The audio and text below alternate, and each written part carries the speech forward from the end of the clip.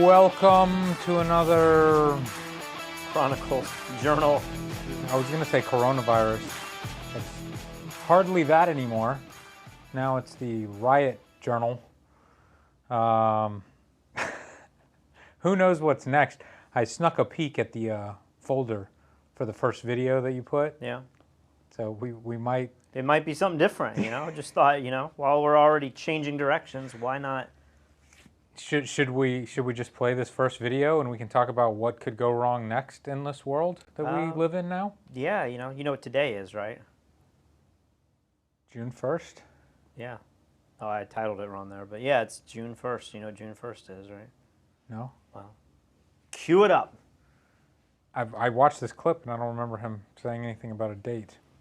2020 hasn't been chaotic enough. Today now marks the start of hurricane season, and experts are predicting, if you haven't heard, a pretty busy one, as many as a half a dozen major hurricanes. So what you're saying is it's hurricane season? Yeah, June 1st is the beginning of hurricane season. That's weird that that's hurricane season. I always thought hurricane season was like August, September, but maybe it's the beginning right now. I don't know if this clip talks about it, but I think they just named the third storm. We aren't even in hurricane season, and we already have a second or third storm. I can't wait. I just can't wait. Tonight, investigative reporter Brian New taking a moment to look at how Texas is now having to rewrite the book on hurricane response right in the middle of a pandemic.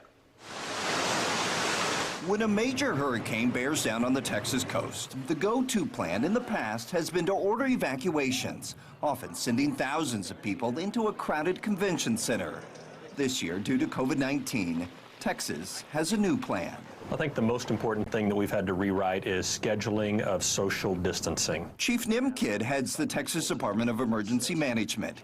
He says instead of shelters at convention centers and large school gyms, the state has identified smaller hotels and motels, many in North Texas.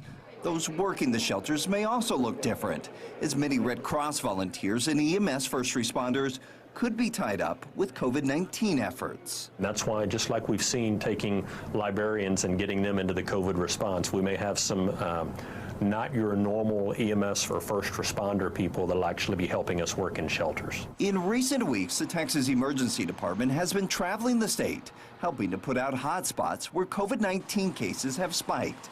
And at the same time, they've been redoing its hurricane response plan. Kidd says Texas can do both. The big challenge, he says, is making sure people know this. I don't want people to think they need to stay at home because there is no safe place to go. And this is why it's so important that we get this message out. There are plenty of safe places to stay and to go. With the I-Team, Brian New, CBS 11 News. It's like always, can you guess what they think this is going to happen this hurricane season? It's going to be worse than ever? What do you mean? It's going to be a bad one.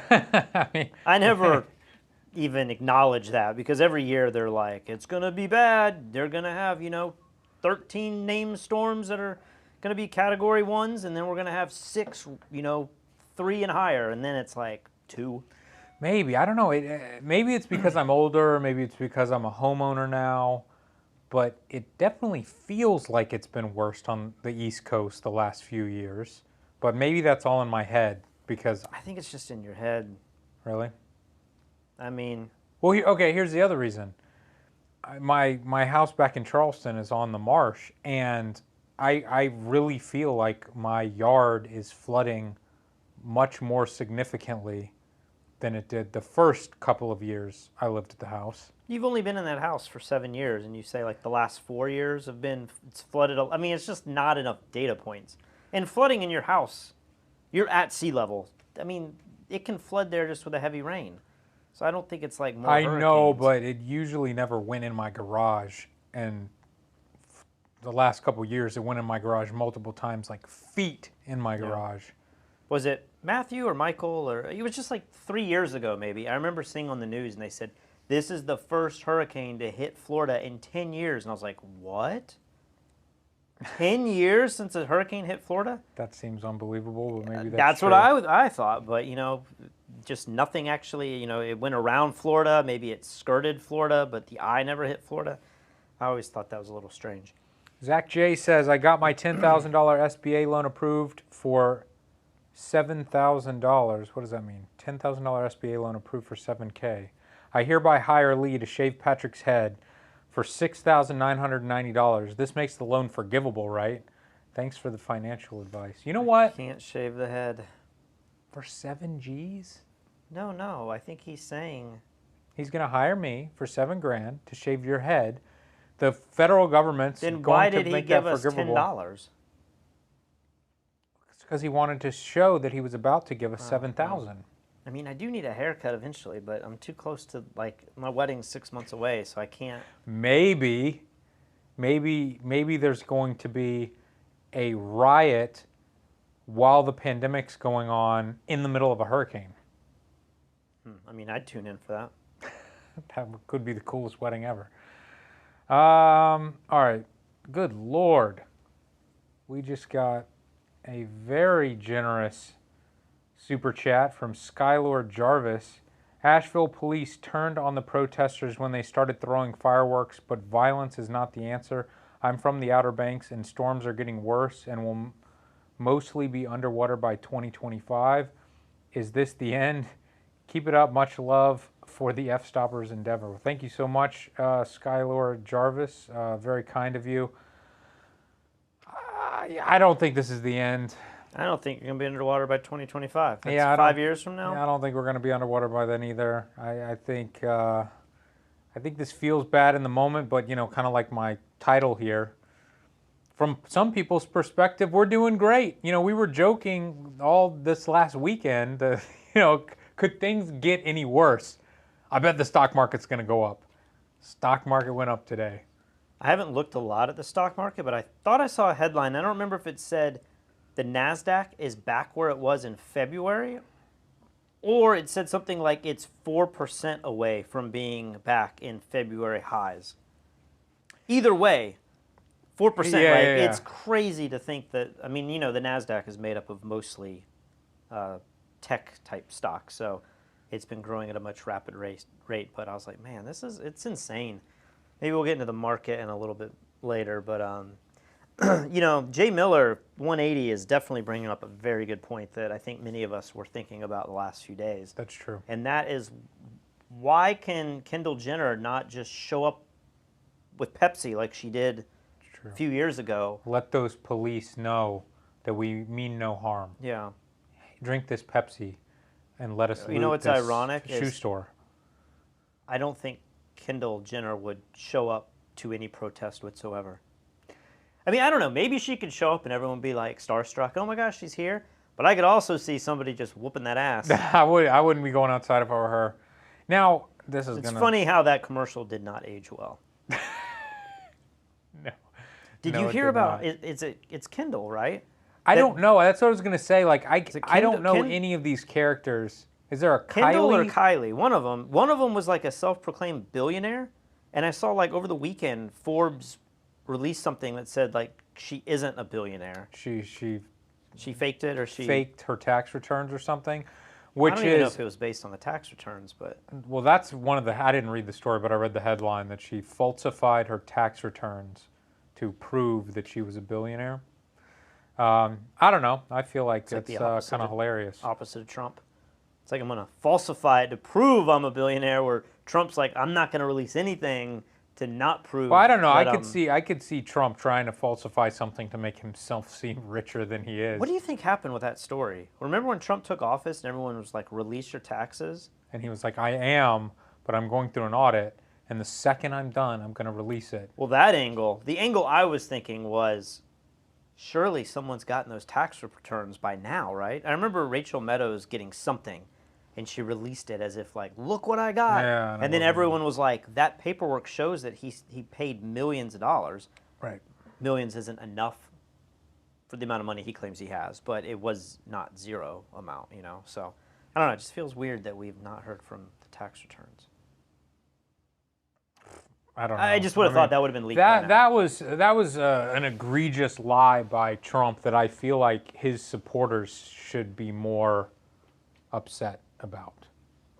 And you know, the other one that they should be upset about, the biggest thing that he said throughout his entire campaign is we're locking Hillary up. Lock her up, lock her up. And then the day he was elected, he was like, I don't want to hurt her. She's a good person.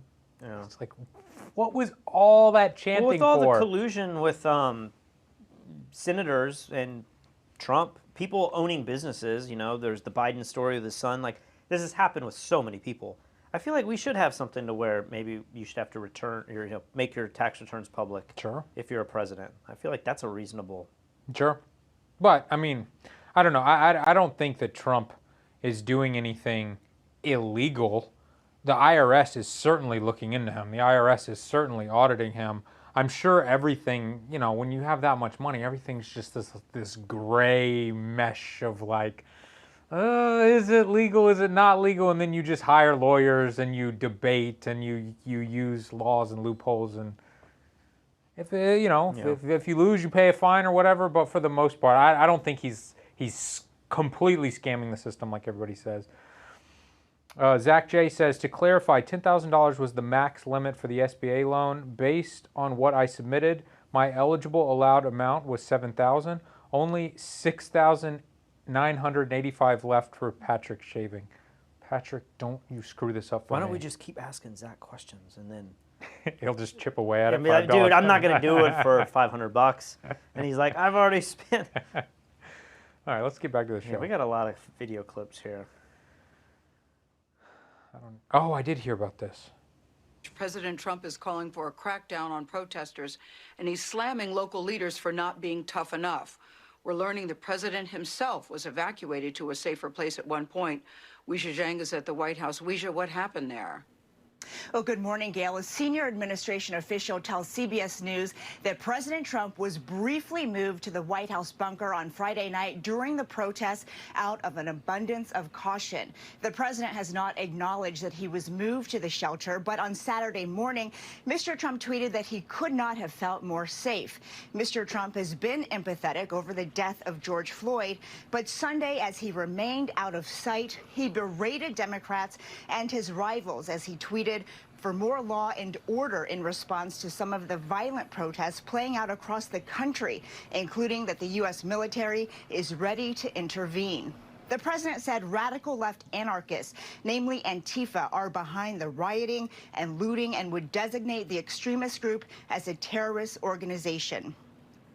But without any clear leader or organization in the Antifa movement, it's unclear how such a move would actually be executed. Plus, law enforcement is still investigating exactly who is behind the violence. Back here at the White House, the West Wing is operating under limited staffing due to security concerns over these ongoing demonstrations. President Trump has so far resisted giving a national speech, and his advisors are split over what role he should take in addressing the unrest. Anthony?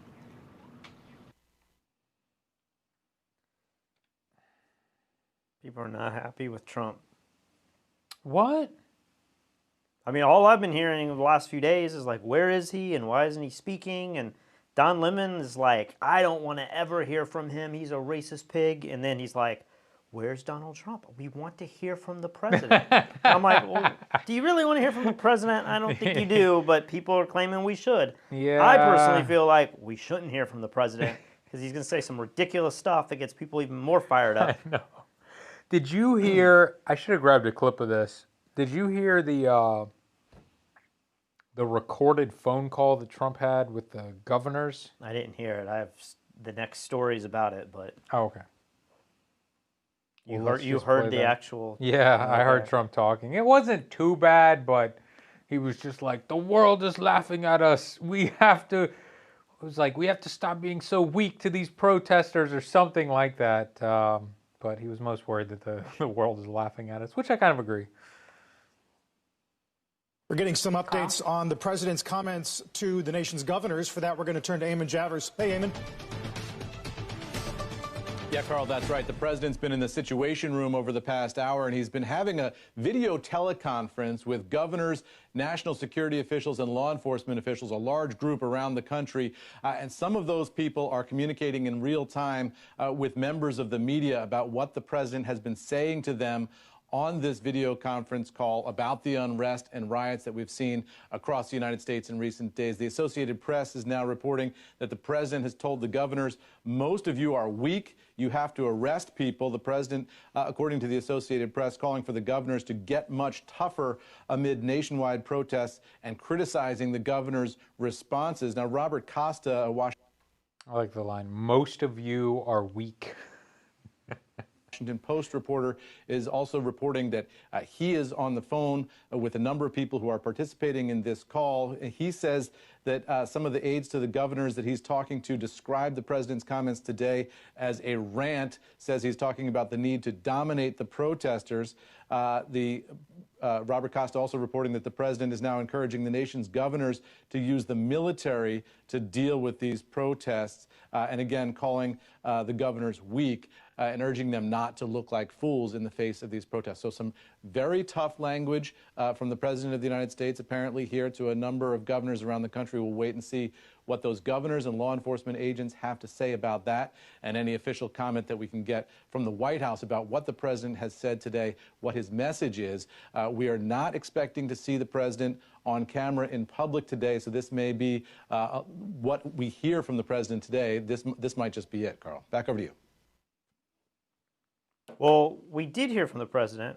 He was on like an hour ago or so. I didn't know. I was cooking dinner and I didn't hear everything he said. So we'll have to talk about it tomorrow if it was noteworthy. Skyline Photography says a tenor to encourage you guys not to go off on tangents and remain somewhat structured. Cheers. And then Skylord Jarvis, take a look at what happened in Nashville with the local police kneeling and a man in Charlotte giving the task force hugs. I stand with both sides. So I've definitely seen some of that great stuff. I've got a few clips. I don't know if I have those two clips, but I have some great clips today. There was one that happened in Miami a day or so ago. I just didn't see it in video format, so I didn't grab it. But yeah, it's crazy how just different the responses are. Well, you know, it's got to be, I mean, if you could just come up with a percentage of peaceful protesters versus violent and looting protesters, it's got to be like 95 to 5%, 99 to 1%, something like that. And so depending on where you're pointing the camera or what time of day it is, you might just see good, kind people trying to make a point peacefully. I saw so many videos and photos like in the Charleston subreddit, and people were like, we did it, such a great day, I'm so thankful, like we did it the right way. And then like the next day, everyone was like, we were a little premature on how we celebrated our peaceful protests as all of King Street was trashed. Yeah. And you know, the craziest ones are when you see the crazy stuff during the day. It's like people just don't care. Yeah. And they're like, did you see the one where they're at like American Eagle? Like they got trapped in with some like boards that were put up to keep the protesters out, and the looters are trying to like jump, like they're breaking windows to get out. Okay. They're jumping out with clothing, and the police are just standing there like watching them. The police didn't go after them, but you see just some crazy stuff. I wonder why, when you see people looting, maybe it's just too dangerous. They just know if we jump on one person, this mob could kill us. Yeah. So we can't do anything yet. But it seems like, as Trump would say, you're looking incredibly weak when you let people break the law that egregiously right in front of you. It seems like you're kind of asking for more.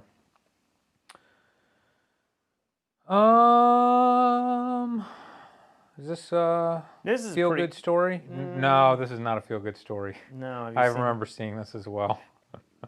This one's a long one, but he has a pretty good point. You have said what happened in Minneapolis to George Floyd and everything that's happening there and around the country is a crucial test of your profession. You've said that. It's a crucial test of our profession in terms of law enforcement. I need to ask you this because some of the latest news is that President Trump, as we know, has had a conference call with governors. And some of that audio has come out and we're using it. And in it, he says to governors, he says, you're weak. He says, many of you should be, not showing this weakness. We're laughingstocks. You need to dominate. You need to dominate.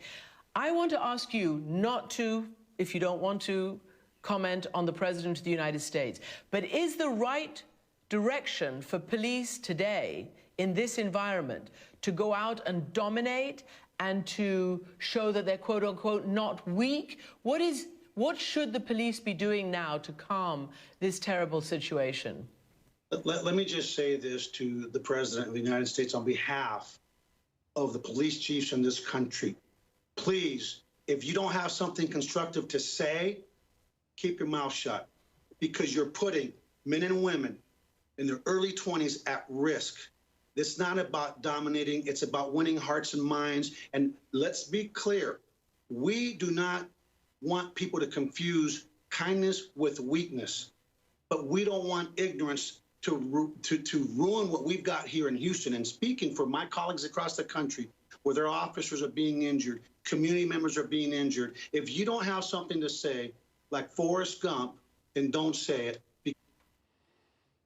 So, I mean, I feel like that's very reasonable. I mean, he goes on for another minute just reaming into the president. And okay, maybe this is where I stopped watching before, and I was like, okay, that seems reasonable. Like, you know, as somebody a high position he's in, you don't want to publicly talk too much trash about the most vindictive president ever. Maybe we'll play some more of this clip, but what's going through my head is it feels like most things have a peak. Maybe we've hit the peak with coronavirus, although I don't think we have. I think we're just not talking about it. But maybe it's going down.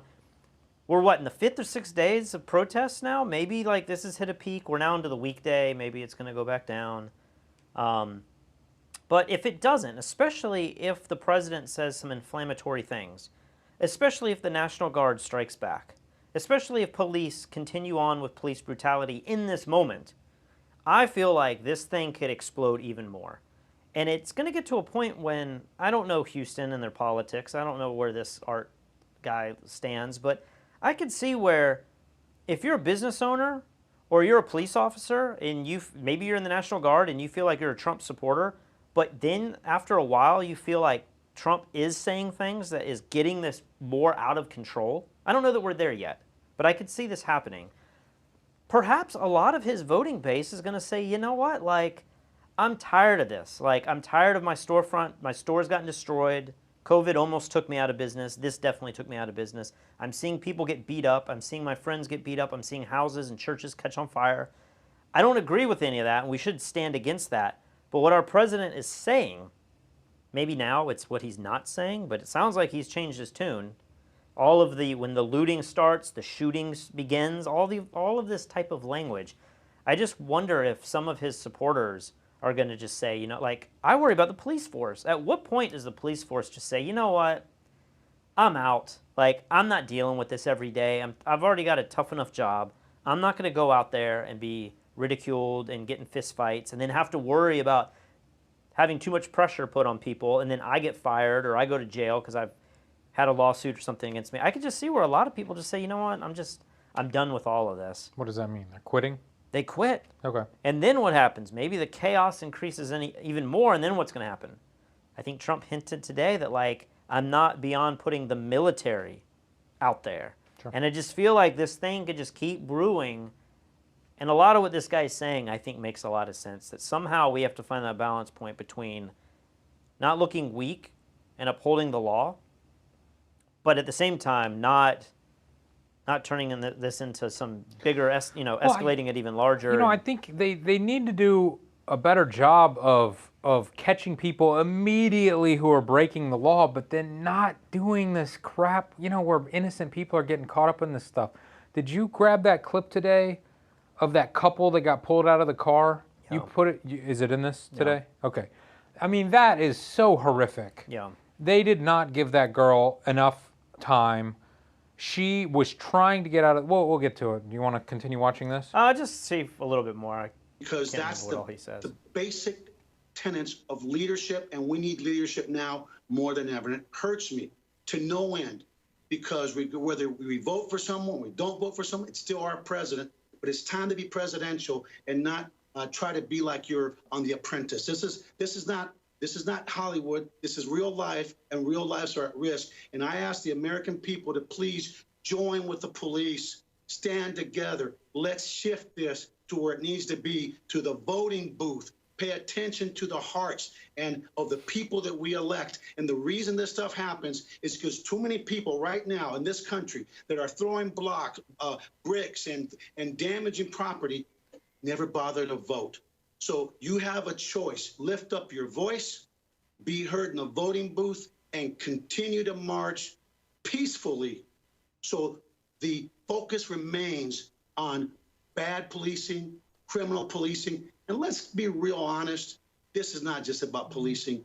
It's about society and this disproportionality of the things going on in our country, from education to health to food to everything that we all as human beings hold near and dear. So please, please don't react to that. If we just hug one another, the only thing that will happen to overcome hate is love. And love and engagement. Let's engage and let's do what we can control, which is our own actions, our own hearts, and exercise without fail our right to vote. I mean, it definitely seems like a case against Trump right there. A bit. Or is that some kind of like slick way of getting out and being like, we just got to vote, guys. Don't be terrorizing our neighborhoods and our vandalizing our cities. It seemed like he was certainly saying don't vote for Trump, but he refrained from being that precise. You know, this next clip, like, you've been using a word a lot lately. You know what the word is? Coronavirus? No, when something is super offensive and beyond, it's like over the line. Outrageous? Close. Ridiculous. It's in that ballpark. Insanity. Yeah. Egregious. Okay. I think you've already said it like 3 times. I started watching this next video. It's the press secretary, and she uses this word a lot. And it made me wonder, is Lee Morris over there watching all of her press releases, and you're taking these words from her? Who? I'll just cue up the next video. Maybe she says it in the video. Daniel says, even though the pandemic is over, how is the pandemic possibly over? But okay. He says, I continue to tune in every night. This has become my favorite news channel. 2 for $6 Impossible Whoppers for Lee. Well, thank you very much. I had Impossible Whopper today with my wife. And I recorded the process. Yeah. Katie wasn't too happy about that. Yeah. But if everybody's excited to see how she eats an Impossible Whopper, maybe we can play that at the end. If the coronavirus is over with, then we have a whole other scam that we need to talk about, right? What do you mean? The virus can't just be hitting peak levels and then like riots come and it's over with. Yeah, I know. It doesn't make any sense. It doesn't make any sense that we lock down and we flatten the curve and now it's over with, right? No, that doesn't make sense either. Yeah, so I'm just thinking like this virus isn't over with. And if it is over with, then there's something much worse going on than even the riots. Yeah, the Bill Gates conspiracies were true. Well, we don't have a vaccine yet. That's what Bill Gates wants you to think. Good afternoon, everyone. The president has made clear that what we are seeing on America's streets is unacceptable. Violence, looting, anarchy. I like her Popeye's outfit. She does look like a caricature, right, of like an American press secretary. Yeah, or like the Scientologists when they work on the ship. Lawlessness are not to be tolerated. Plain and simple. These criminal acts are not protest. They are not statements. These are crimes that harm innocent American citizens. The First Amendment guarantees the right of the people to peaceably assemble. What we saw last night in Washington and across the country was not that. To that end, President Trump is demanding action to protect American citizens, to protect American businesses. 17,000 National Guard are deployed in 24 states, but according to General Milley, only 2 states have deployed more than 1,000. There are 350,000 National Guard available overall, and for the lawlessness we are seeing, far more needs to be done. Governors across the country must act, deploy the National Guard as it's fit, and protect American communities. As President Trump has said repeatedly, It's very important that we have peaceful protesters and support the right of peaceful protesters, but we cannot allow a situation like what happened in Minneapolis to descend further into lawless anarchy and chaos. And we understand that very well. And with that, I'll take questions. Yes. To your point, the country is in crisis. Do you have any disagreement with what she said? I mean, that all sounded very reasonable to me. It does. It just feels to me like she's saying what the president can't say himself. It's like he can't come out and say that.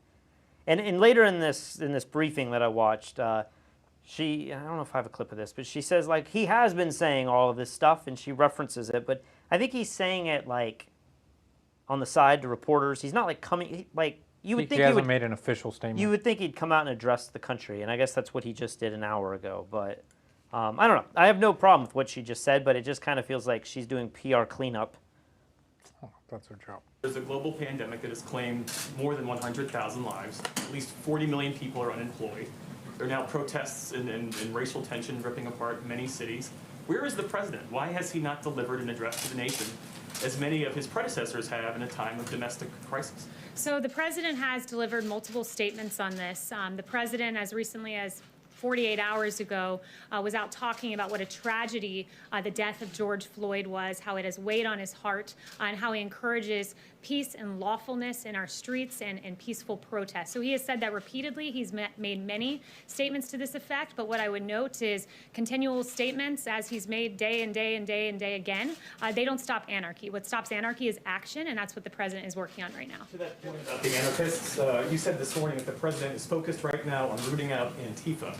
George Floyd did not die in Antifa custody. He died in police custody. What's the president doing to reform policing tactics and excessive use of force by police? Yeah, so it's an important question for sure. And this president, if you look at the actions his DOJ has taken, there's a civil rights investigation into the death of Ahmaud Arbery. There's a civil rights investigation into the death of George Floyd. It is a tragedy what we saw. I mentioned to you that the president was extremely upset when he saw that video. And he continues to, the DOJ continues to pursue those charges. And he's recognized injustices for a long time. Since he was a candidate, he talked about Sandra Bland and what a terrible video that was too. So he recognizes injustices where they are, but at the same time, he also recognizes that we can't allow organized groups like Antifa to commit some of the heinous acts that we've seen.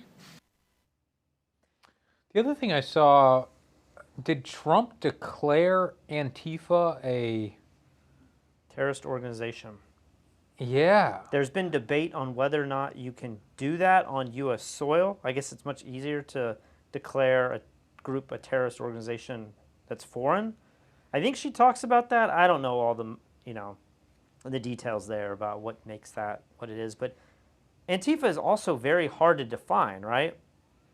I think a lot of these people are acting in the spirit of Antifa. Yeah. But they're not associated with it at all either, Yeah, they don't have some like orientation or group fee or something that and I think you can make the same argument for like radical white supremacy, like Sure. Dylan Roof in Charleston. I mean, I don't know that he was a white, like a member of any kind of group, but he was most definitely a white supremacist. Yeah. So it's very hard. I think we deal with this with the other acts of terror, Al Qaeda and those groups, ISIS. Do you have to be linked to a specific person to still carry out that agenda? Yeah. So it's kind of a tricky situation. Like, you can't just go to Seattle and say, like, these guys are Antifa, arrest them because they're part of a domestic terrorist group. So I don't exactly know where that path leads. Photog Mike says, George Soros assured me that COVID-19 is not over. I wouldn't think it was over either. Photog Mike, hopefully you are at home now. You are out of the hospital. David Penner says that Houston cop is being deceptive. He knows the people destroying property and looting have nothing to do with the protests. He basically said, if you are a criminal, vote blue. I'd have to watch that again. I certainly didn't get that out of that video. Oh boy, Patrick, you've got lots of good news here. We'll just run through all your videos and then we can get to mine. The government of the Democratic Republic of the Congo announced today that a new outbreak of Ebola virus disease has been detected near the city of Mbandaka in Equator province. The announcement follows a complex Ebola outbreak in eastern DRC, which seems... On a lighter note, can we all agree as humans that having the circle of hair around your entire mouth is not a good look? Mustache, I don't think it's a good look anyway, but like, okay, I'll let it slide. What is that? Soul patch? Yeah. Don't love it, let it slide. But when you do the donut around your lips, it looks really bad. It's like the worst possible He's like, facial it's hair. still touching, right? Okay, good. to be in its final phase. The new one is on the other side of DRC, Western DRC. WHO will continue supporting DRC in tackling Ebola as well as responding to COVID-19 and the world's largest measles outbreak. The world's largest measles outbreak, is that what he said? I don't know. I got so depressed watching that clip. I was like, you know. It's so insane. Oh my gosh. Things could not get any worse. Well, I mean, SpaceX is still doing good. They never came up with a virus, you know, an antibody or a vaccine for Ebola. So are we saying if we're over coronavirus, it's just going to come back in 3 or 4 years anyway, just like Ebola? Stop it, Patrick. Stop it. Have you heard? So I mentioned this story to you, I think, at breakfast today. And I cannot find enough information about this. There's a whole bunch of articles about this conspiracy and how it's fake. But I woke up to this trending hashtag called hashtag DC Blackout. Okay. And basically the idea is Oh, that, yeah, I've been excited. Did you do your conspiracy research over this? I mean, I read about it, and it's just very confusing. Like, who started it, why it was started. It seems like it's a protester story, but it's not true? I don't know. Maybe we just play the clip here. I don't even know what this clip is, to be honest with you. I think this just shows what happened last night. This is a very short clip. So last night around 1 a.m. in D.C., suddenly the White House turns off their lights. I don't know what the purpose was. I don't know if this has ever been done before. But there was a news story that came out and a lot of Twitter action where people started saying that in D.C., all internet has been cut and that all the protesters have disappeared. And the argument was that the National Guard or the military has started killing and arresting and taking all the protesters out in some kind of, you know, socialist, communist China scenario where the government, the White House, has cut all of the media, cut all of the internet. This doesn't feel like a Trump story. Like, why would Trump be like, or the right people be like, we've taken your internet and we've done this mass conspiracy to hide what our government is doing. But that, it just doesn't make any sense because then people are like, nope, all of this media was coming out at the same time after 1:30. Yeah, I remember watching a clip of a big news show, Fox or CNN or whatever, was there when they cut the lights off. And as far as I know, they were not mass murdered immediately following But then you that. have, I told you yesterday, Anonymous is back. And Anonymous had some kind of tweet today saying like, hashtag DC Blackout is real. And so I'm like, well, did Anonymous just completely become illegitimate by holding up this conspiracy that we know didn't happen? It's a really weird story that I could never really get to the bottom of. And to be honest with you, I had better things to do today. But oh, you do, huh? It was strange how when the lights went out in the few videos, if you do White House Blackout on YouTube and search by today, there's really not a whole lot of videos about it. And when well, the lights, it's probably because they don't call it that. or type in White House and look up today, or White House lights. Any key, like all the keywords I put in, like a whole lot didn't show up. Nobody was like reporting about it. And the other strange thing I thought was that when the lights went out, the few videos that I saw, all the protesters weren't cheering or booing or making, it was just like a normal, quiet It just sounded like no one had a reaction to it. I was thinking, surely all those people out there would think something's about to happen. Yeah, so I don't. And there was also like the church nearby, the historic church that's had a lot of, you know, historical significance in our country. That was also set on fire. I don't know how Where it was. Somebody will tell you. It's like Saint something's Cathedral in D.C. Yeah, it's like right next to the White that. House. Goodness. Yeah, that makes a lot of sense. Somebody had a comment that Trump was apparently walking around with the protesters outside, that he was walking within 60 meters of protesters. There's other people who think that he has actually been airlifted or taken out of D.C. There's a bunch of Trump theories is there. the new Kim Jong-un. We've got all these crazy conspiracies about him, and he's mass murdering people, and he's secret in bunkers. Is it a conspiracy to think that he left the White House? I heard that he was on his way to Camp David. Yeah, but you just named like 2 or 3 other things that people said he's doing that are different than those things. What do you mean? He was walking next to the protesters. He was inside in a bunker. He was airlifted out of there. He was mass murdering people. Like every one of these things. You can mass murder somebody and not be in D.C. You're okay, the president. You're right. Those 2 things could happen. In the bunker, I don't know if he was in a bunker last night. I read a story that he was in the bunker Friday night when all of the protests first started. Maybe Friday, Saturday, they were like, get the president out of the White House. I don't know. Do we know where the president is? He spoke a few hours ago, but I don't know if that was just a generic backdrop. I don't know. He's chilling with Kim Jong-un right now. All right, so number 9 here is called Police Brutality. Is this a montage of police brutality? I can't remember. Patrick, come on, get it together. That's what y'all get. That's what y'all. Ooh, don't get that. Don't hit him with that fucking stick, yo. Oh my goodness, get your fucking. Oh my God, get your. Ow! No! Please stop! What the? So this video, there was a lot of debate on, do the police have the right to do this? And they were saying specifically that one of the cops took the baton out of his hand and put it in the protester's hand. You can see that.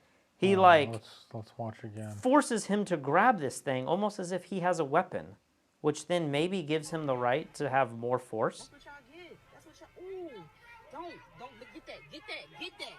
Don't hit him with that fucking stick, yo.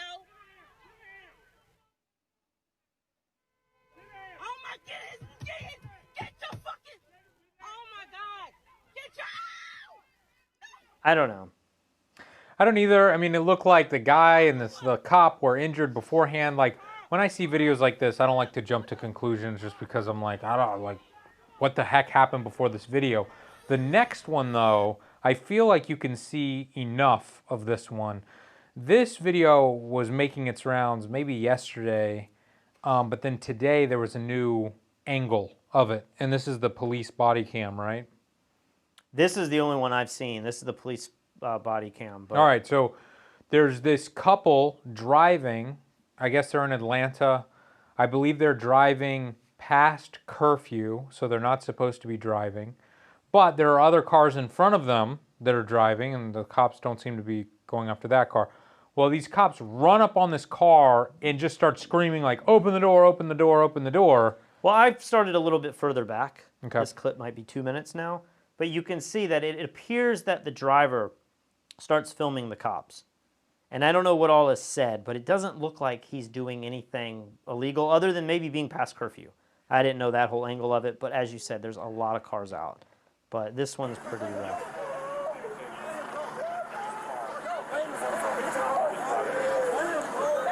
Yeah, there's tons of cars out. There's people on the street. People on foot. And it sounds like he's trying to pick somebody up.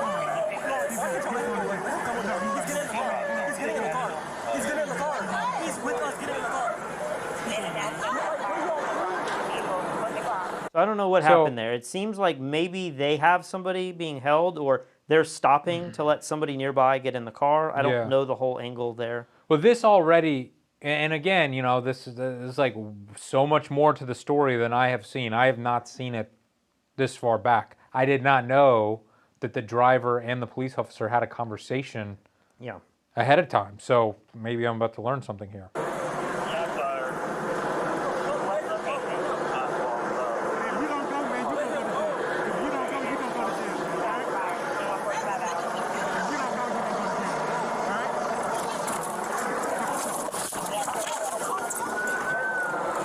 Okay. So he tried to pull the guy out, and the guy Which he started has no to right drive to away. do. Like, a cop does not have the right to forcefully pull you out of your car. I mean, there must be certain situations where they do. I don't know exactly what the law is, but I mean, obviously we've seen crazy situations where they're chasing people down the road and they're ramming cars. They have the right to do that. Okay, yeah, when you have like the light, there's a reasonable time to pull out a person out of their car, but this is not that time. Sure. Okay.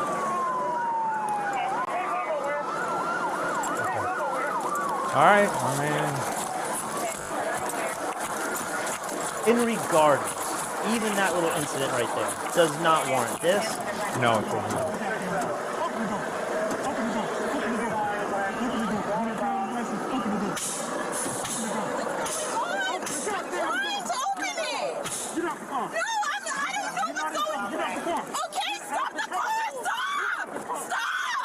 So at this point, you can tell this girl is willing to get out of the car. She's yelling at the driver to stop the car. I assume the driver is about to stop. I mean, if not for the police, for her. So She's done nothing. Whatever happened, she's just an innocent person in the car. Now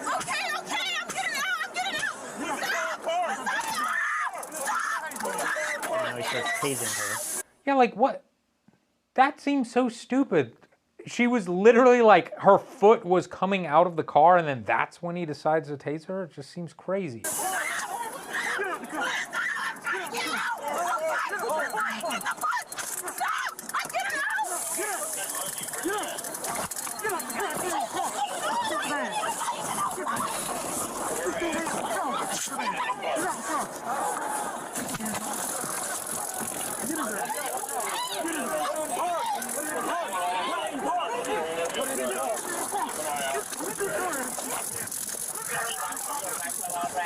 You can't tell what's happening here, but it doesn't look good.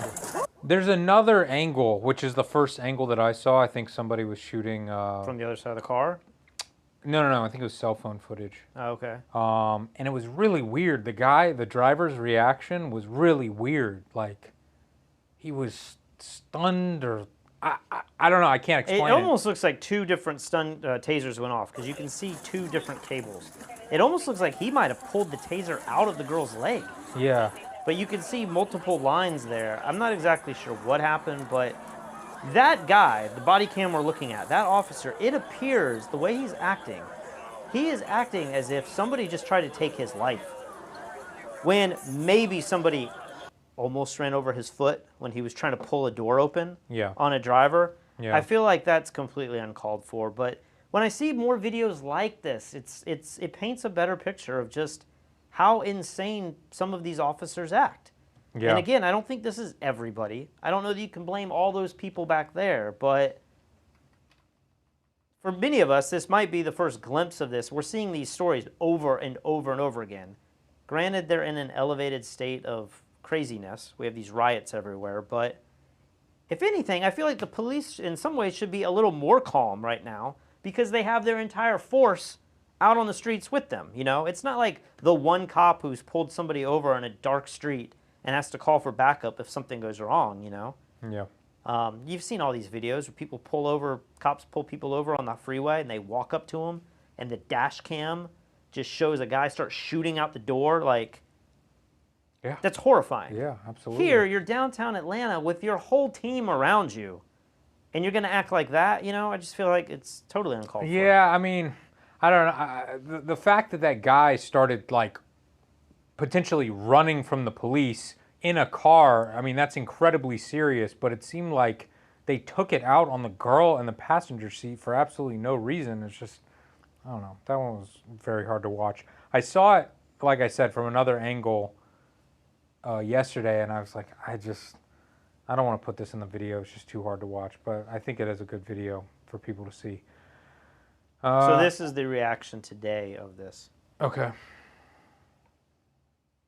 Sometime during the night, I saw a very disturbing video of 2 young college students who were in downtown Atlanta yesterday evening. And it was disturbing on many levels, the least of not which was that there clearly was an excessive use of force. We understand that our officers are working very long hours under an enormous amount of stress. But we also understand that the use of excessive force is never acceptable. So the reason that we postponed the press conference earlier today was to give Chief Shields and I an opportunity to review the body cam video. There were 5 officers involved in this incident, so it took quite a while. Many of you all know in my former life, or I'm still a lawyer, I still have my law license, and I was a judge, so I had to ask a lot of questions and review the footage again and again and again, and we had extensive discussions based on what we saw on that footage. After review of that footage, Chief Shields and I have made the determination that 2 of the officers involved in the incident last night will be terminated immediately. This is great. I mean, this is kind of what I've been talking about the last few nights. If you have the body cams and you have to have rules that they have to be on, and then you have to have some sort of transparency that officials and the public can access these body cams when needed. I think that's the issue. None of this would happen if it wasn't downtown LA, or downtown Atlanta in the middle of riots where everyone else has cell phone footage of this happening. But I'm saying if there were laws in place that when that poor girl gets tasered, she can go peacefully with the police after that point and just know in the back of her mind that, like, tomorrow or tonight when my lawyer shows up, he's going to demand the body cam footage. Every single police officer out there, when you're on duty, your cams have to be rolling, and you get the footage. I don't believe it. What do you mean you don't believe it? Epstein. Like, this stuff you're goes saying missing it's not, all the time. It's not even worth, like, attempting to do that? I mean, I wouldn't have thought body cams would have been as successful as they have been already. I mean, you're right there. I'm shocked this footage is released. I'm shocked. But I I'm just saying, feel just like from a technical standpoint, just like the fact that you have to remember to do it, the battery life could go dead, the camera could crack. There's just so much that could go wrong. If we could come up with some system that's just on all the time, that's beaming to the internet, like it's not even saved on you. I mean, is that what's happening? I don't know. But I'm just saying that this seems to be the clearest answer to stop all of this. You would immediately see, like, oh, this cop, maybe you didn't kill somebody, but you're obviously going too far with this. You're fired. Like, go get yourself some other job where you don't get to carry a gun. I think that's like easier said than done. Well, obviously. Stuff doesn't get uploaded. It gets lost. It conveniently wasn't filmed, you know. The police team is like, man, we can't let James get killed. Like, we got to do something. Like, they messed the footage up on the back end, you know. Yeah, we gotta figure out ways around that. I don't know. And then, like, what happens now? Okay, they fired the police officers, but now does the girl get to press charges against him? I would doubt that that's going to get anywhere. Just feels like she has such a mountain to climb. Who's she going to sue? She's got to sue him as a police officer with the police department at the time. I'm sure the city would pay. I would like to know more about that, but I just feel like nothing's going to happen. These guys, like, at what point do they just get fired versus something should actually happen with that? Should they go to jail for excessive force? Maybe. Or did they even do anything illegal by the laws of their job description? Maybe what they did in some sick way is, like, allowable, and the police are just saving face by saying, like, we're going to fire you. But if you ever went to actually prosecute them, would you win that? Would you get a settlement? I don't know. Yes, I think that girl will get a settlement. People in here are saying that, one, the cops do have the right to pull you out of your car when you're breaking curfew. I get it, but again, how many people were standing around on the street? Yeah, well, it seemed like maybe they were telling him, you got to keep moving, and he was like, I'm here to pick somebody up, and then they asked him 2 or 3 times. Somebody else also said that he was pointing a gun out at some point. The driver? That's what a few people were saying. That seems crazy because that didn't seem like that would be the reaction that the driver or the police would have had if they had thought that that had happened, but I don't know. Logan says, no one needs a gun but the police, and he writes it in the sarcastic font. I assume he's a happy gun owner. Yeah, I don't know. I feel like this is a great step in the right direction. Something happened that was egregious, my favorite word, and within a day, high up officials see it, and the people are immediately fired. That's perfect. That's what everybody wants. That's what these protests are for. It's working. Great.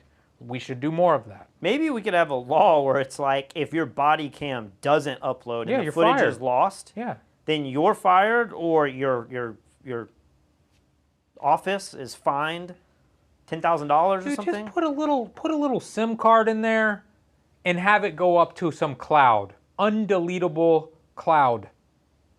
It's not even saved on you. You can't even turn it off. It's just on all the time. I mean, I like that idea. That's what I'm trying to tell you. Cops arrest wrong guy. I saw this video. Now, I know YouTube world's going to get mad at me here. Well, why don't you just play the clip first? You're Jake. Okay, get out of my face, man. You guys are harassing me. Yes, you guys are. Hey, you're fucking harassing me. Yes, you are. No. He's harassing me. Why are you harassing me? You're assuming I'm someone I'm not. Okay, if you're not, then... No. You're not free to go, okay? Am I being detained? Yeah, you are. For what? Because I think you have a warrant. You think? Yeah. That's an illusion. That's an illusion. You think? All right. Stand up for your hands. I'm not. Yes. For what? I don't have a warrant. You got the wrong guy. You're very wrong.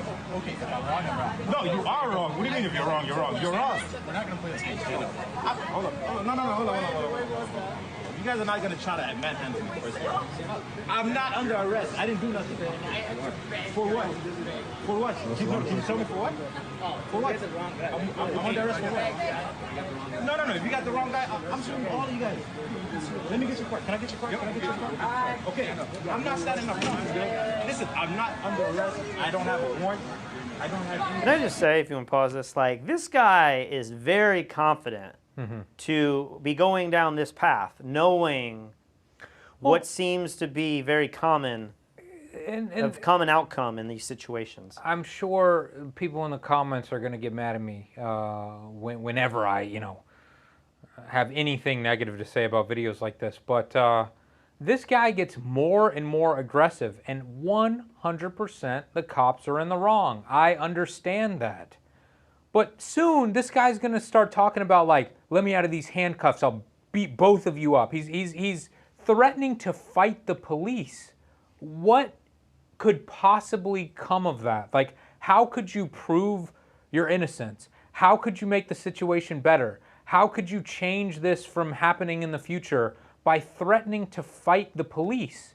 In this situation, I think, if I remember correctly, they just think he's someone else and they're asking him for an ID and he's refusing to give it to them. I don't know that did he do that? It seems like the guy said you're under arrest. I haven't heard them say we need to see your ID. If I remember correctly, I think this video goes back a little longer than what you have. I could be wrong. But, I mean, we can continue and just see what happens. I just don't like this guy's attitude. Like, he's in the right. He can make these cops look stupid. He can file a complaint I think that's afterwards. kind of what he's doing, though. He's making them look stupid by dragging it out a little bit longer. Well, I mean, that's true. Like, this video's obviously gone viral because he's causing a scene here. But, like, I've been in very similar situations where cops have accused me of things. I don't know if I've talked about this before. I was talking to you about it the other night. Like, one night I was out at a bar, and it was like the first time ever, but me and the 2 guys that were at the bar had nothing to drink that night. We literally just ate dinner, drank water, and got in the truck. And as I was pulling out, I saw a cop pull out of the bushes and started following us. I was with you that night. Oh, you were there? Yeah. I remember this now. Oh, I didn't know you were there. We were at Taco Boy. Yeah. And you weren't drinking for some reason. I thought it was Anyway, it doesn't matter. But I said, get ready, guys. We're going to get pulled over. Yeah. And we drive for a long way. And I'm watching this cop, he doesn't have his lights on or anything. And then I don't know what I did. Maybe like I didn't signal when I changed lanes or whatever. Turns on the lights, pulls me over, and immediately comes up to the car and he's like, "You been drinking tonight?" And I'm like, "No, sir." And he's like, "I smell alcohol on your breath. Step out of the car." Doesn't that piss you off when they just... Listen, I could be like, "Fuck you! Fight me now, bitch!" Or I could be like, "Yes, sir." And I stepped out of the car and he was like, "Why do I smell alcohol in your car?" And I was like, "Sir, I do not believe that you do. I have not had any alcohol tonight." And he was like, "Well, then your friends have had alcohol because I smell alcohol." And I said, "No, sir. None of us have had alcohol tonight." And he instantly changed his tune and was like, "So, how do you like driving that F-150 you got there?" And I'm like, "It's a good truck." And he's like, "Have a good night." And he let me go. I think that is the turning point that a lot of people are saying you don't understand, is that for many people, he wouldn't turn like that. What is he going to do? What's he going to do? I don't know why. I mean, he still could have been a dick to you. Sure. I've had cops be dick to me all the time. I don't threaten to fight them. I cannot win in a fist fight with a cop. Even if I could like physically outfight them. Yeah. I will lose. Yeah.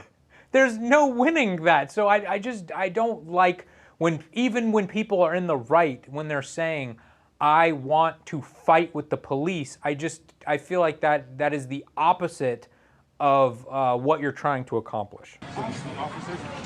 Hey, yo. Hey. Hey, officer. No. Go ahead. Matter of fact, look at my ID. He got the wrong guy, I'm telling you. Why is there saying matter of fact? You guys still got the wrong guy. You guys are fucking stupid. That's not you. You guys are racial profile thinking I'm somebody. I'll take both of you motherfuckers. Take them cuffs off. Sir. I got him. Take them cuffs off. I'll take both of you motherfuckers right now. This guy got the cleanest record. Y'all just... I'll take both of you motherfuckers right now. Take the cuffs off. On me, y'all got the wrong... stupid, man. You guys are the dumbest motherfuckers I've ever met in my life. Grab his fucking wall. You are stupid. I don't know how you became a cop. Y'all got the wrong dude. Matter of fact, anybody can become a cop nowadays. Yeah, so you guys really had no other choices to do? You guys really had nothing else to go to college for but be a cop and harass me? To assume I'm somebody I'm not? My ID's in my back pocket. Watch how funny this is. Go ahead, look at it. No, don't hate me. Look at it. Oh, what does that say? What does that say? Oh. Wrong guy. Oh. Wrong guy. Oh my God. No, get the fuck off me, dude. Get off me, dude. Bro, you fucked up. Matter of fact, I need your cars. I need your supervisor over here. Call your supervisor. Call your supervisor. Call your supervisor over here. You guys are the stupidest motherfuckers I ever met in my... I don't know. Something was on that ID that clearly made it obvious that he wasn't the right guy. Somebody in some comments said that this guy was FBI. I did not hear anything in the video that That's how I saw said this that. video. This video was all over Twitter today, and it was like cops arrest FBI agent, and he shames them. But I've also read that this video clip is like a year old, and that this isn't an FBI agent. Of course. But whatever happened there, one, I think he was being racially profiled. Maybe you would argue they're looking for a black guy too, and it's not profiling.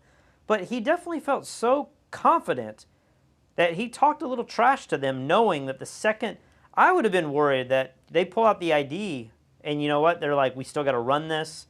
And whatever they read, for some reason, exonerated him so quickly. Well, it could have just been his name was different than the person But you they were don't think looking once for. they have a guy like that in handcuffs who's like, I'll take both of you, that they would rough him up a little bit? That's the that problem. They would say, let's go run this ID. That's the problem. If the guy had just been like, here's my ID, obviously you have the wrong person, they would have been like, I'm so sorry, sir. I can't believe we've made this mistake. And it would have lasted 3 seconds and they would have been moved on.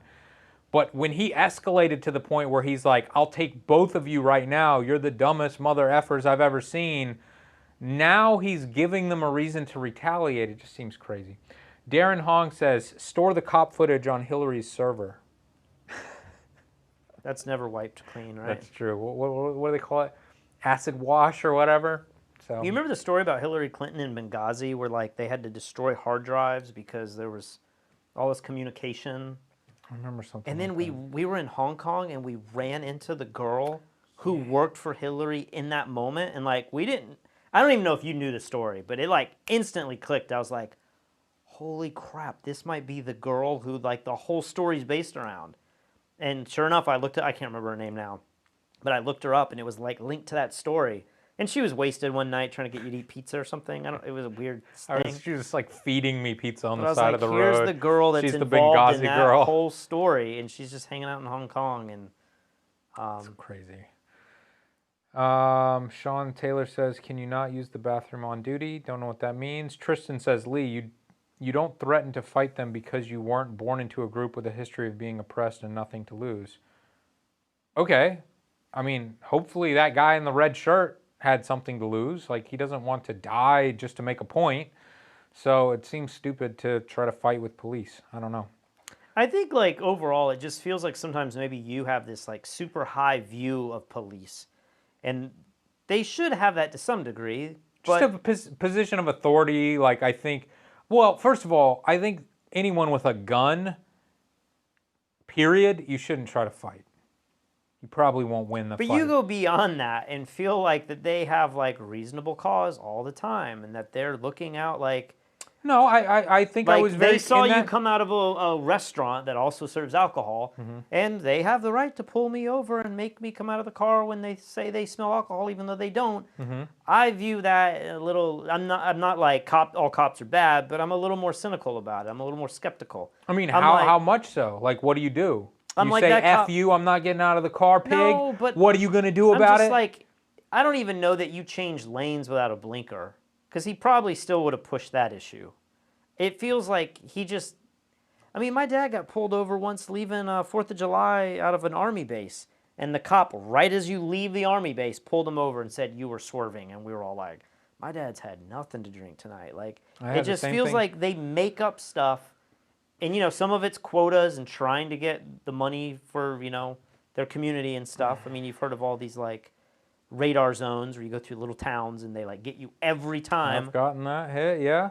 I got accused, I remember once in college. You can tell how much of a nerd I am.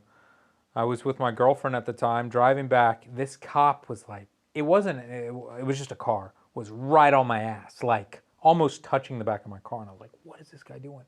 And I pulled back into my dorm, and this guy jumps out of the car and runs towards the car, and he's like, "I'm a off-duty police officer. You're under arrest for drunk driving or something." And I was like, "What are you talking about?" And he was like, "You're swerving all over the place." And I was like, "Sir, I think maybe I was like 20 at the time, and I don't think I had ever had alcohol. Maybe I had had alcohol like once or twice in my whole life." And I was like, "Sir, I have not had anything to drink tonight." And he was like, "Well, you need to drive better or something." But, you know, it de-escalated very quickly. And that guy was insane. Like, he was almost touching the back of my car. I feel like, yeah, he was in the wrong again. He was an asshole. But I shouldn't start fighting him. I mean, I don't think anyone's saying you shouldn't... I mean, obviously you shouldn't fight him, but when you look at the taser video of the girl in downtown Atlanta, it's just... Yeah, she got the guy fired and she should get paid. I know, but that doesn't always work out that way. That's why we need body cams. I mean, my last girlfriend was Hispanic, and she would tell me stories all the time. Like, they would just get pulled over because their skin color and the part of town that they were in, and the cops weren't always Hispanic as well. A lot of times they're white cops that just feel like they can kind of make people feel suppressed a little bit, you know? And I'm like, I saw that a lot, you know? Let's get the body cams. Let's prove it. Let's prove that they have a history of treating people unfairly, and boom, they're out of here. I mean, if you just pull people over and act nice to them, but you do it over and over and over again, you're going to be dominating some sense, you know, you're going to be putting this fear in people without really breaking the law or having anything to show on a body cam that looks bad. But it's still, it's like antagonizing. Offended. I don't know.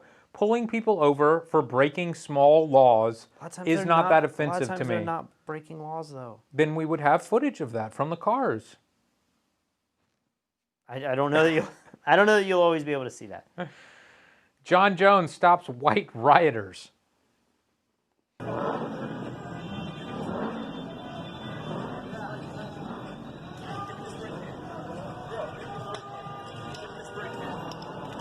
Give me the spray can. Give me the spray can. It's not the way, man. I ain't doing nothing. Give me the spray can. Can you imagine getting. Oh, this is the end of the video. All of a sudden, you're vandalizing something, and the most dangerous man in the world approaches you, demanding you give up your spray paint can. Like, do you think they recognize that guy? Probably That's not. so crazy. That's so crazy. Mm. All right, so we have now finished your videos. I have one final one, but you Oh, may 14? You may want to. Where do yours go? Because I got videos from all over the place. Okay, why don't you start with yours? We can start with a little bit of positive news. This is a quick interview from Elon Musk after the Falcon took off, but the Crew Dragon had not yet docked with the space station. And he just talks about how important it is that we become an interplanetary species, which is just the coolest thing ever somebody could say. And just to see the passion, it's just, I don't know. I feel like this is the greatest thing that's happening right now in the world.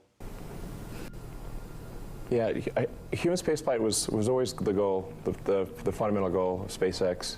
Well, like I said, to create the technologies or help create the technologies necessary to make life sustainably multiplanetary. I cannot emphasize this enough. This is the thing that we need to do.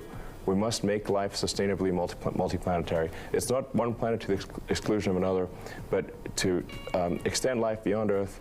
We are life's agent in this regard. All the creatures and the plants and everyone that exist here on Earth, we can bring them to other planets, and it's very important that we do so as soon as possible, I think, while the window of opportunity is open. Is he stoned? Or does he always talk like that? He always talks really poorly. I think he's got something. He's Aspergery or he's got something. But, you know, it's obviously made him a super genius. And, I don't know, we are life's agent. It is up to us to spread all of the life that is on this planet and to save it potentially from, you know, feels destruction. like if there's a spectrum of superheroes and supervillains, he is opposite of Bill Gates. Bill Gates is trying to like suppress human growth, trying to vaccinate everybody, and he's trying to curb exponential population growth. I mean, he's talked about this a lot. Elon's like, we should just have everything grow more. I'm sure Bill Gates would be all for moving humans off the planet. He's just worried that if we continue to replicate at this rate, it will be unsustainable in the long term or short term or whatever. I was having a discussion with you a couple days ago. We were getting churros, and I was just saying, like, has anyone tied that idea to global warming yet? Like, you know, PETA's crazy. They believe that the best thing for this planet would be to make humanity extinct. If we killed all humans off, then all other animals would flourish because we are the ultimate suppressor. Yep. The president of PETA has said that many times. I don't know where her stance is now, but I remember her saying this like 10 or 20 years ago. If the idea of global warming is true, where we're just all burning fossil fuels and making the world get warmer and warmer and warmer, then population control would also solve that problem. Because I, for one, do not think we will solve global warming. I think we will. You think we have to find another energy source. We have to come up with some crazy thing. I don't think we do. What are we going to do? We can't regulate that. Regulate what? We can't tell 6, 7, 8, what are we at now? 7, 8 billion people in the world that's growing exponentially, like really quickly. We can't tell 8 billion people to stop burning fossil fuels. Like, we can't even do that to our citizens in the United States. We can't tell ourselves, don't drive a car. Yeah.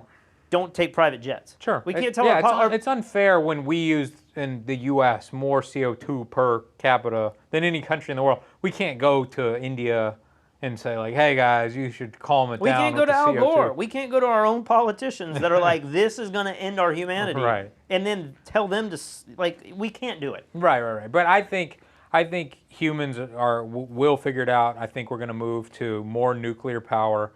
I think we're going to move to more wind, water, solar. I think we're going to come up with air scrubbers that are able to pull it out of the air. Maybe we could even generate some sort of electricity from that in some way.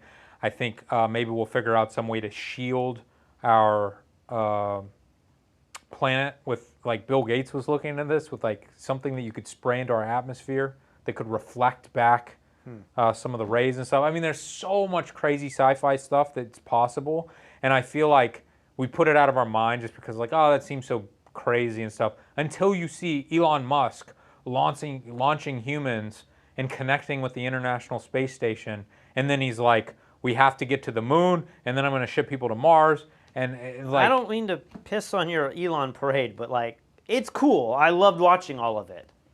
But it's not that crazy to me to be like, Elon sent somebody to space. We did that like 40 or 50 years ago. I agree. It's cool and crazy that we can send the rockets down and reuse them. I love that. But to me, I feel like this has been as fast as technology grows, the space program has grown incredibly slow. Do you remember when, who is Virgin? I forget his name, but yeah. The owner of Virgin Airlines was like, this was like when I was in college. We are going to have a way to just take a plane into orbit, and soon you'll be able to buy flights on all of this. That hasn't happened yet. So it's still being worked out, but you know, they had that crash years ago where it exploded. So I don't know. That was a step back. I agree. Finding alternative energy, scrubbing CO2 out of the atmosphere. It doesn't need to be alternative. It could just be nuclear. Pulling all the pollution out of the water. I mean, when you take a sample of water now, people like to talk about like plastic and stuff. There's all these crazy pharmaceuticals and stuff in our water. You've seen the video where the guys talk about like the 7 ways the world will end, and they all name like nuclear war, global warming, water rising, and all this stuff. Water pollution, as crazy as it sounds, like that's probably the scariest one, because we're finding all of these pharmaceutical drugs in our water. We're finding them in fish, everything we eat. What do you do when you get to the point when like all of our food source is contaminated by stuff? Impossible Whoppers and Nutter Butters. When you find that the Impossible Whoppers are dangerous. Careful. I was saying yesterday, what are we going to do when we find out that the gas grenades are hurting people with the COVID? They're like all the protesters that were gassed. They all came down with COVID, and it was much more severe. Somebody was joking the other day in one of the videos that it was like the cure for COVID. It's like you just got to get tear gassed. Richard Branson. Let's see. Sean Taylor says, body cams have to always be on. Absolutely, I agree with you. Ulysses says, if they thought you were drunk, why did they even let you get in the car? I would imagine because they wanted to catch me. You know, if they like, I would imagine a cop is not going to try to breathalyze me on my way to the car. Isn't it legal to be drunk in your car as long as your keys are not in the ignition? You can sleep it off, I believe, lawfully. I didn't think you were allowed to be in the driver's seat. I thought it was as long as your keys were not in the ignition. Look into it, people. Tristan says, it will happen when the economic incentive to switch to renewables is too good to pass up, creating new economies. Absolutely. I mean, that's a big one. And a lot of, it's kind of like the COVID-19 things. Arturo says, man, lots of super chats. Thank you, guys. If we can terraform Mars, fixing this one is easy. Maybe so. Jay the Cyborg says, Lee had positive experiences. Imagine growing up, seeing your family and friends go through that, roughed up, jail time, your whole life since a child. It gets old. Sure, absolutely. But I don't know. I mean, I've got many friends of different races, and they don't try to fight with the police, and I have not heard any of them tell me stories about getting roughed up in jail time and stuff for things that they haven't done. But, I mean, we just saw a video where the police, like, shoved an old guy with a cane. Yeah, it was horrible. I mean... Like, they should be fired. That wasn't even that horrible. That was just, like, a push. There was another video, where was this, where the cop, like, got in some argument with a woman and then walks away and pushes her down, and... I don't know, are all these people getting fired? Body cams. I think when you point to any of these situations, I don't think you or I or anyone in the chats are going to disagree. Well, that may not be true. Some of these people hate police so much that, like, for any reason they have to go to jail for life. I'm probably not to that level, But a lot of these horrific videos of these cops during these protests attacking innocent people, like I'm like, at the very least, they should be fired. The other argument, though, the other half of the argument that we're not even making right now is that we are just talking about police brutality.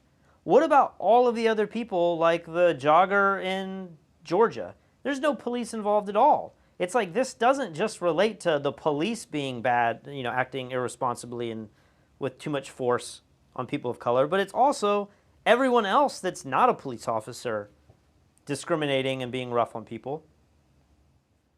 Maybe. I mean, that guy got killed. He got shot by running down the street. Of course. There's no body cams there. That was just happened to be captured on a cell phone.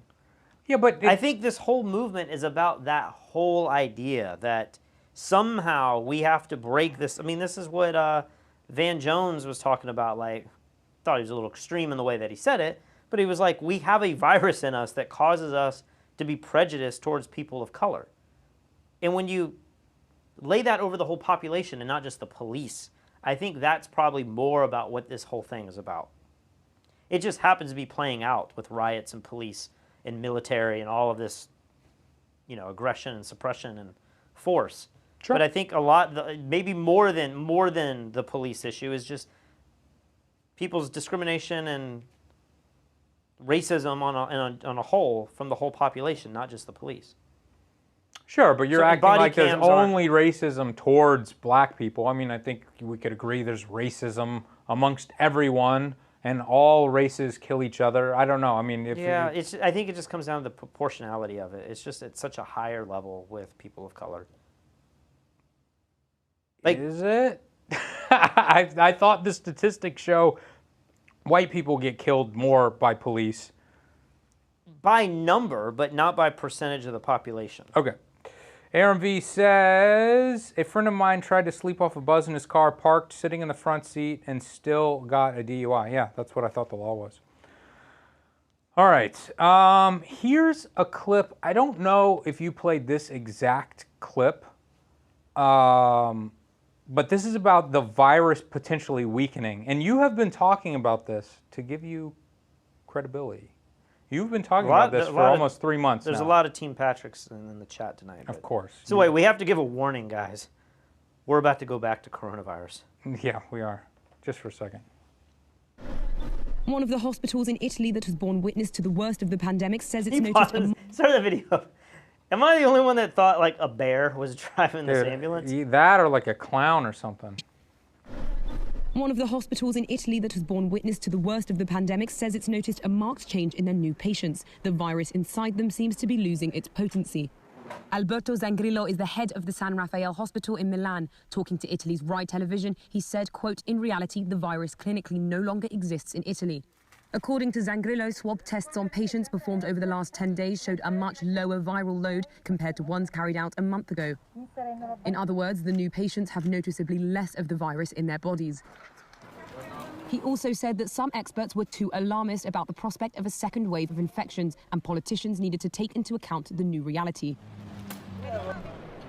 But the statement is being treated with caution by the Italian government and other health officials. A spokesperson for the Italian Health Ministry asked doctors not to confuse Italians until there was scientific evidence that the virus has disappeared. So some of these doctors are like, we're good. Yeah, so this is the story out of Italy that just says the viral load is much lower on the patients that now are coming down with the virus. Yeah, what the heck? Again, that's only in Italy, though. Like, one thing that we've seen with this virus is that it seems to be affecting populations very differently. All of those populations seem to be above the threshold of what the normal flu is, but some places like Italy have been hit much harder, whereas South Korea and Taiwan and some of these places, New Zealand, have been hit a lot less. But who's to say that who was doing well, it's not going to invert and suddenly New Zealand gets hit because they haven't been exposed to a very, very deadly strain of it. Once the world starts traveling again, all these strains that have been quarantined in certain parts of the world, I feel like are going to come back. And so it makes you raise the question, well, when are we going to start lifting up our borders and having people fly around the world? Or we need to fly to Italy right now and get this weak strain. I got a couple other ridiculous videos here of stupid rioters and looters to brighten your day. This guy catches himself on fire.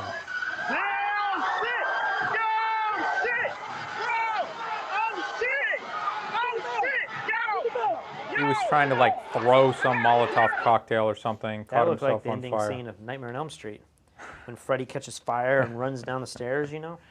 Here's looters stealing from each other. They're looting the looters. Sure, that's just not John Jones.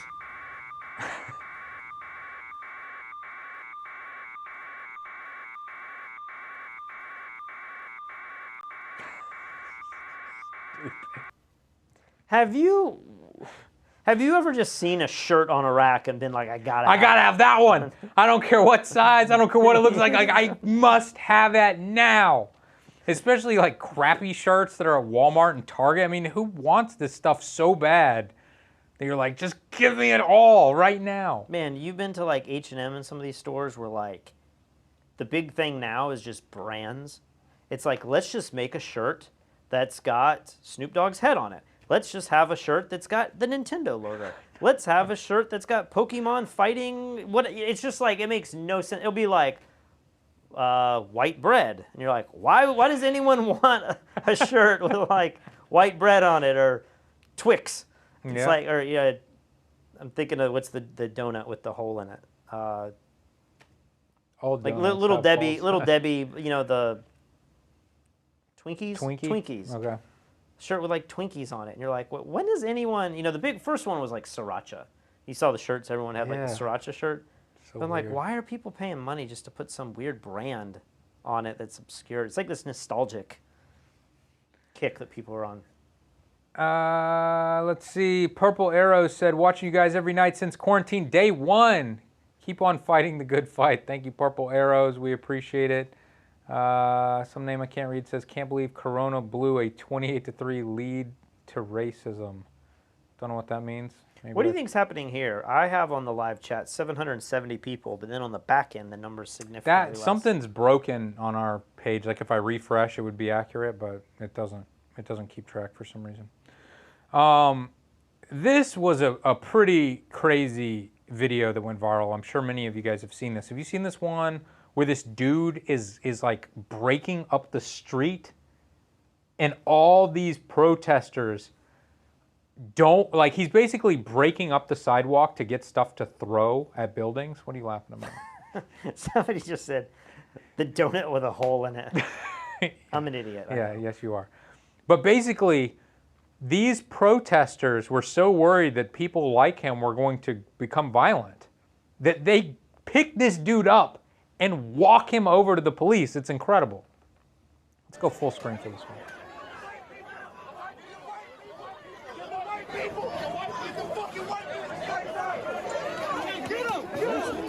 It's the white people.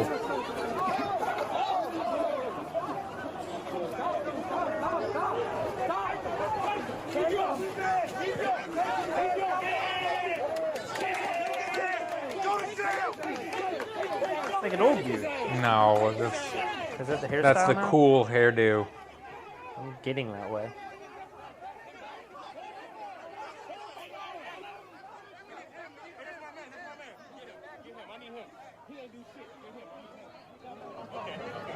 Basically. Did they just throw him back out? No, that guy was one of the guys who helped bring him, and they were like, he's with us, he's good, let that guy go. And they got the other guy pinned on the ground over there. Why? Nah, that's basically the end. Why do the police not do anything when the guy's right there? I mean, he's from here to the television. Like Trump said, they're weak. I don't know, I agree. I feel like, especially when the entire crowd is being peaceful, and that guy's breaking up the road right in front of them, just grab that guy. But maybe they have very strict orders, like we are not going to do anything with vandals because it's just too dangerous. So the crowd took matters into their own hands. I think that's awesome. Do you get the vibe that we've hit the peak of the rioting and like last night, and I'm hoping tonight? I hope it's like so. we're going down. I mean, in hope some so. ways it feels like Trump and the military and the fight back, and we've let you loot, but now we're going to put an end to it. feels like it could dip back up, but it kind of feels like we're coming over the rioting. And it makes me wonder, like, from a news angle story or side, what's going to happen next? Are we going to go back to coronavirus? Is there going to be a new thing that the media has to throw on us, and like this is now suddenly the thing we all have to worry about? People are saying it's hurricane season, but you can't just make a hurricane up. We have to wait for that to come. And it only affects such a small percentage of people. But it's going to affect us. It's going to hit us here in Puerto Rico and then go up and hit our houses in South Carolina. That would be the worst. Double time. Yeah. Here's another video of White Devil doing all the vandalizing. What did I tell you? What did I tell you? It is not black people. It is not black people. What are you doing? What are you doing? I don't care. You're not helping us. Look at this.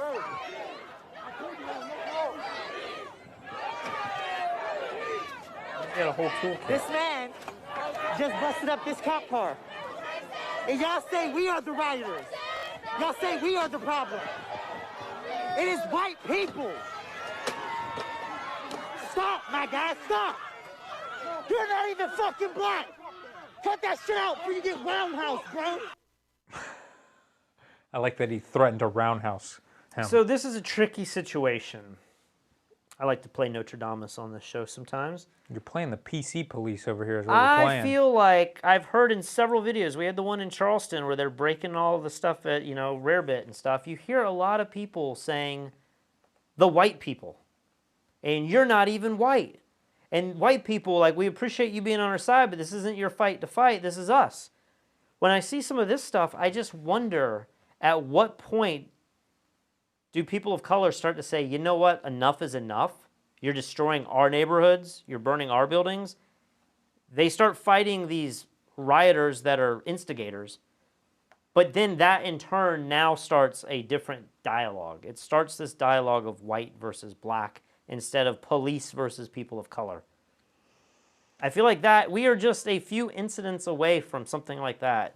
I mean, dude, it's already happening. I don't have any of the clips. I don't know that there are clips. I don't see that happening yet. I see people fighting Trump supporters, but I don't see people within the Black Lives Matter protest crowd turning on themselves completely. No, you're right about that. But I was just going to say, we have had people die now. We were talking a day or two ago about, like, deaths are going to come. When you start breaking people's windows, people inside are going to have guns.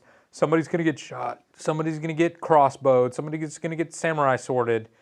And it's going to lead to death, and it has. A few people have died already. And, you know, I don't want it to be a race thing at all, but when people are destroying your home or your business or whatever, and you feel like you're about to be attacked, at a certain point you have to defend yourself. And I don't know, it's really weird how many clips we are seeing of peaceful protests and then these masked and hooded white people that do look kind of like those Antifa people did, you know, last year or whatever, who were causing all that ruckus. It definitely does seem strange. I'm not saying it's George Soros, but it's probably George Soros. Probably. It's likely. So that wraps up all of my videos. There's some other videos in there now. You got this one. Yeah, this is a bad note. We're going to end on a bad note now? Yeah. This is out of Louisville. One person is dead tonight in Louisville after an early morning shooting during a protest. All right, I mean, that's exactly what I'm talking about. The city's police chief, Louisville, Kentucky, says officers and National Guard soldiers returned fire and killed a man when someone in a large group fired at them. It's not yet clear if... Wait, what happened? I missed that. So, the National Guard killed somebody last night, or this morning. But somebody fired at them first? I mean, you watched that documentary on David Koresh? Waco. Who shot first? It's Yeah. always like a common question. Yeah. I don't know. I mean, I had another video that I didn't put in because this felt a little more news-worthy. But the other video is the scene, and you hear just plop, plop, plop, plop, plop. And it's like the cops are firing a ton of shots at somebody. National Guard soldiers returned fire and killed a man when someone in a large group fired at them. It's not yet clear if the person killed was the one who fired at law enforcement. See, that's the crap I'm talking about right there. It's like whether somebody fired or threw something or whatever, and then the cops shoot back in retaliation, and now maybe they shot an innocent person. Like, it's just so horrible.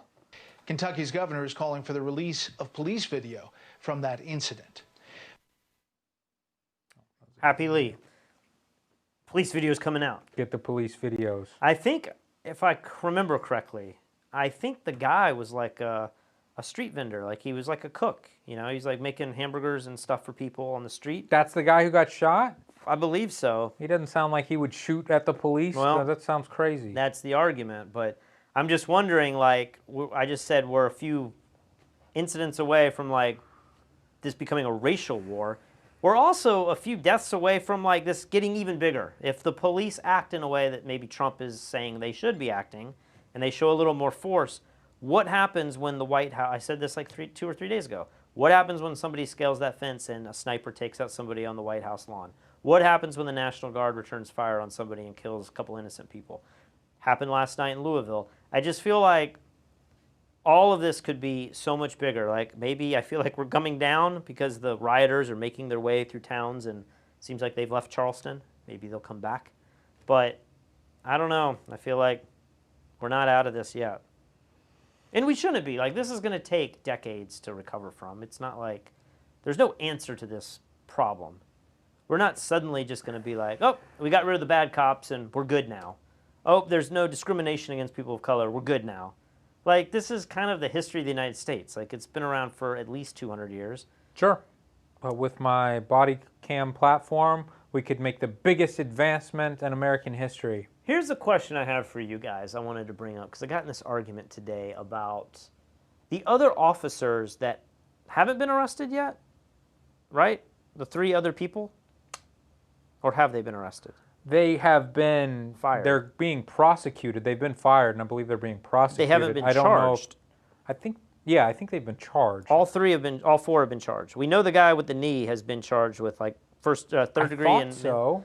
Anyway, the point is one of the officers in that situation with George was an Asian guy. I can't remember his name, but somebody had posted a thing where it was like the guy who killed George had 13 incident reports and 1 other killing. But then the Asian guy had, like, I want to say 7 incident reports and 1 lawsuit or something like that. Can I quickly say, I don't know if you saw this, but now I'm probably going to get it wrong, but I think it's the New York Times put together the absolute best video. That's the one I watched. Okay, of exactly what happens from multiple angles, time, with every person involved, and exactly what happened, and the calls to 911, and it gives you the most complete picture of what happened. Go ahead. Maybe that's where I saw this. If you pause it, it shows the other officers, and it definitely seems to indict all of them. They're all there at one point. Like 3 of them have their body on the guy, and then I think it's the Asian guy who's standing up who isn't physically touching him. Anyway, it says that he had like 7 complaints and maybe 1 lawsuit of aggressive or aggravated assault or something like that. And the argument was just like, I guess I was saying, I wonder how many police officers have complaints. Got to be a lot. Could it be all of them? I mean, I would imagine in time, like how many complaints do we have? F-stop. Well, I was making the argument that, like, I've been sued before. Like, well, we were about to be sued. We haven't heard back from them. But, like, I've had lawsuits. I've been in lawsuits. Like, it's just a thing that happens, right? I was just thinking, though, like, how many complaints does Comcast have? How many complaints does American Airlines have? Yeah, exactly. How many complaints do all of your banks have? Like, people will, I mean, I was just thinking, like, how easy it would be to get a complaint, too. Like, if my mom was backing up and somebody, like, didn't stop and they rear-ended and a cop showed up, and the cop chooses one side as the guilty party and the other side as the innocent party, if you're the guilty party, I could see somebody like my mom getting really upset and being like, this is unfair and I'm going to talk to your supervisor, and you get written up. Now, maybe that's not enough to be a complaint. I don't know. I just wonder when I see these stats, is 7 complaints and 1 ruling of like aggressiveness, or I forget what it said. Yep. Is that so egregious that they should be fired and getting out of the force immediately? Yeah, or is that super common? Yeah. Is 99% of police officers have a bunch of complaints, and their district or their sergeant has to talk to them and say, hey, look, you can't be doing that? Or should no officer have more than 2 or 3 ever, and then you're fired and you're out? But then it also made me think, like, is there enough people who want to be cops that we could even fire people for that amount? I mean, we would say maybe we should fire people for doing these awful acts. They're bad, dirty cops. But what do you do when nobody wants to be a teacher? What do you do when nobody wants to be a cop? What do you do? Supply and demand, price goes up. Yeah, but you need you could pay a lot of people to be cops, but if you don't have enough of them, you still can't serve the people, right? Yeah, price would go up. Eventually you'd be like, I will be an officer for $100 an hour. Yeah. Yeah, school teacher would be like, I'm tired of working for 30. I'll work for $100,000 a year if I can do that as a cop. So I guess I could openly ask people out there, like, if you are a cop or your family, somebody who's a cop, I would be curious to know, like, do they have formal complaints? And is that totally normal? Or as that video suggested, like maybe like 7. Oh my gosh, what was that guy still doing on the force? And he should be charged as an accomplice because he's a dirty cop just like all of the other ones, Like, I think there's still an argument to be made for that regardless of what I'm trying to say about how many complaints. But I was just in this argument wondering, like, am I looking at this unreasonably because maybe all cops have complaints and it's just something, It's like principals at school, I bet you most parents don't like the principal because if their kid ever had to go to the principal's office, they probably now view the principal as like the unfair one, and like, my kid didn't do that. My kid was good. I hate the principal, Anything else that's new? Theron Prime says, did you see the pile of bricks planted places? Of course we did. We talked about that on a previous show. Yeah, that was yesterday. We're up on all the news.